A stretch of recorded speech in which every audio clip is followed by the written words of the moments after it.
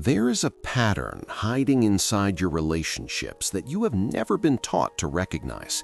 And by the end of this, you will not only see it clearly, you will understand why everything you believed about love has been quietly working against you.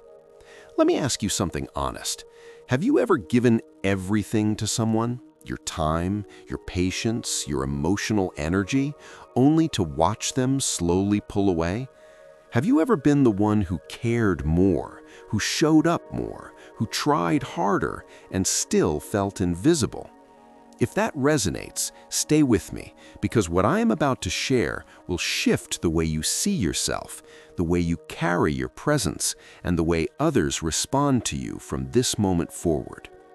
Most people believe that love is built through effort, that the more you invest in someone, the deeper the bond becomes. It sounds logical, it feels noble, and every romantic story you have ever consumed reinforces that belief. But here's what no one tells you openly. That belief is a trap. Not because generosity is wrong, not because caring is weakness, but because the human brain does not operate the way your heart wishes it would. There's a principle rooted deep in psychology that Carl Jung spent decades articulating, and it governs almost every relationship you will ever have. The principle is this: people do not attach to what is fully given to them. They attach to what they fear losing. Think about that for a moment. When something is always available, always predictable, always within reach, the brain categorizes it as safe, as familiar, as settled. And settled things no longer generate curiosity. They no longer produce the neurological spark that makes someone lean in, wonder, pursue. This is not cruelty. This is architecture, the deep wiring of human cognition that predates language, culture, and every self-help book ever written. Jung described the unconscious as a vast territory operating beneath our awareness, filled with ancient drives that logic cannot override. One of those drives is the compulsion toward mystery, toward what is partially hidden, toward what cannot be easily possessed. It is the same reason a half-open door is more intriguing than a wide-open room. It is the same reason a sentence left unfinished lingers longer than a completed thought. And it is the same reason that the person who holds something back, not out of manipulation, but out of genuine self-possession, becomes magnetic in ways that constant availability never achieves. Now consider what happens when you are always the first to reach out, always the one adjusting your schedule, always the one offering reassurance before it's even requested. You believe you're demonstrating devotion, but what the other person unconsciously registers is something very different. Their mind processes your omnipresence as a signal that the pursuit is over, that the challenge has dissolved, that there is nothing left to earn. And when there is nothing left to earn, something fundamental dies inside the dynamic, the tension that keeps two people magnetically drawn toward each other. This is not about playing games or manufacturing distance through calculation. Games are fragile. They collapse the moment the other person sees through them. What I'm describing is something far more durable, far more grounded. This is about understanding a law as real as gravity, the law of psychological scarcity. When your energy is abundant and unrestricted, it is consumed without thought, the way air is breathed without gratitude. When your energy becomes selective and intentional, it transforms into something precious, something the other person suddenly doesn't want to lose. Jung had a term for the unconscious image we project onto those we desire. He called it the anima in men and the animus in women. These projections are powerful because they operate entirely below conscious thought. When you are constantly present, constantly giving, constantly explaining your emotions, you strip away the space where these projections thrive. You leave no room for imagination, no room for wondering, no room for the other person to build their own desire through the gap your absence creates. But the moment you step back, something shifts. That gap becomes a canvas, and the other person's unconscious begins painting you onto it with colors far more vivid than your constant presence ever allowed. They recall your voice differently. Your laugh becomes something they want to hear again. A passing memory of your confidence transforms into an ache they cannot quite explain. This is not fantasy. This is projection theory applied to attraction, and it has been studied and validated across a century of psychological research. Now, here is where most people get lost. They hear this and think the answer is withdrawal, that they should simply vanish and wait for someone to chase them. But cold disappearance is not sovereignty. It is another form of fear wearing a different mask. The real shift happens somewhere far more profound. It happens when you stop asking whether someone values you and start asking whether you value yourself enough to require it. Jung called this process individuation, the journey of becoming whole within yourself rather than searching for completion through another person. And this is arguably the most important psychological concept you will ever encounter in the context of love. Because when you are fragmented, when your sense of worth depends on someone else's attention, you emit an energy that others can feel, even if they cannot name it. It is the energy of hunger, of scarcity, of quiet desperation dressed up as devotion. And that energy does not attract love. It attracts people who are comfortable being needed without ever truly giving back. But when you begin the work of becoming whole, when your mornings are not governed by whether a notification arrived, when your confidence is not a fragile thing resting on someone else's reply, when your identity stands on its own foundation, something extraordinary happens. You stop chasing and start choosing. And the difference between chasing and choosing is the difference between begging for a seat at someone's table and building your own table so remarkable that others want to sit at it. If what you are hearing right now is resonating with something deep inside you, if these words are giving language to something you have felt but could not articulate, then I want to ask you to do one thing: subscribe to this channel.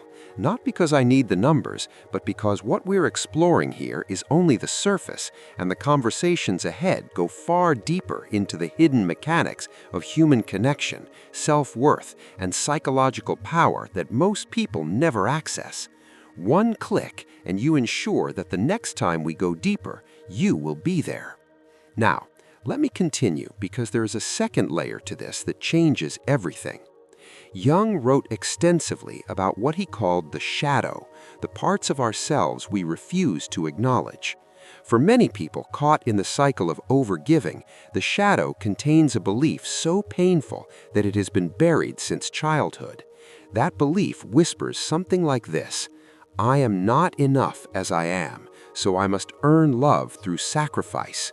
And as long as that belief operates in the dark, it controls every romantic decision you make. It makes you tolerate less than you deserve. It makes you interpret crumbs as meals.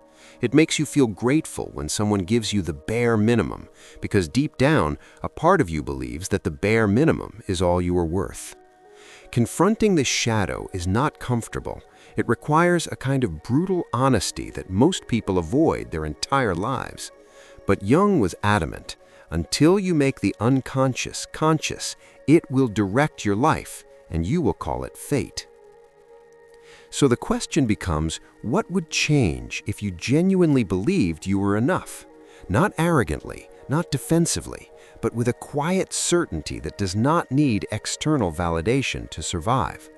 What if you walked through your day carrying the knowledge that your attention is valuable, your time is irreplaceable, your emotional energy is a resource that deserves intentional distribution? The answer is that your entire relational landscape would reorganize itself. People who were comfortable taking without reciprocating would feel the shift and either rise to meet you or reveal that they never intended to. People who had overlooked you would suddenly notice something different, a gravitational pull they had not registered before. And new people, people operating at the frequency of wholeness themselves, would begin appearing in your orbit as if summoned by the change within you. This is not mysticism. This is what psychologists call assortative relating, the phenomenon by which emotionally healthy individuals naturally gravitate toward one another. Your inner state determines your relational reality, not the other way around. And this brings us to the deepest truth hidden within everything we have discussed. You do not attract what you want. You attract what you embody. If you embody lack, you will magnetize partners who reinforce that emptiness. If you embody fear of abandonment, you will draw in precisely the people most likely to leave. But if you embody completeness, if you carry yourself as someone whose life is rich and full, regardless of romantic outcome, you become a force that others cannot ignore. Not because you performed confidence, not because you followed a strategy, but because authenticity at that depth is so rare that it stops people in their tracks. Jung spent his final years writing about what he called the self with a capital S, the fully integrated version of a human being, someone who has reconciled their light and shadow, their strength and vulnerability, their desire for connection, and their capacity for solitude. Reaching toward that self is not a destination, it is a practice, a daily choice to honor your own depth instead of shrinking it to fit someone else's comfort zone. And the relationships that emerge from that place do not resemble the anxious attachment most people confuse with passion. They are calm, they are reciprocal, they are built on mutual admiration rather than mutual dependency. Two complete individuals choosing each other freely, not out of fear, not out of need, but out of genuine recognition that the other person adds something beautiful to an already beautiful life. That is the love worth waiting for, and it is closer than you think once you stop looking for it in someone else's eyes. That is the love you cannot access by chasing, by over-explaining, by abandoning yourself at someone else's altar. It only arrives when you have done the interior work, when you have faced the shadow honestly, when you have reclaimed your scattered energy, when you have stopped measuring your worth by someone else's willingness to stay. So if you take one thing from everything we have explored together, let it be this. The most magnetic thing you will ever do is become someone who does not need anyone else to feel whole. Not because connection is unimportant, but because the strongest connections are only possible between people who have already found their own center. The chase ends when you realize that the person you were always meant to pursue was yourself, the one you kept abandoning every time you prioritized someone else's approval over your own peace. And once you find her, once you truly meet the version of yourself that is unapologetic, sovereign, and complete, the right people will not need to be convinced to stay. They will simply recognize what they have found, and they will hold it carefully. Because real value, the kind that comes from self-possession, is something the human heart instinctively knows not to let go of. If these words moved something inside you today, leave a comment telling me which idea resonated the most. Your voice matters here, and this conversation only grows richer when you add your perspective to it.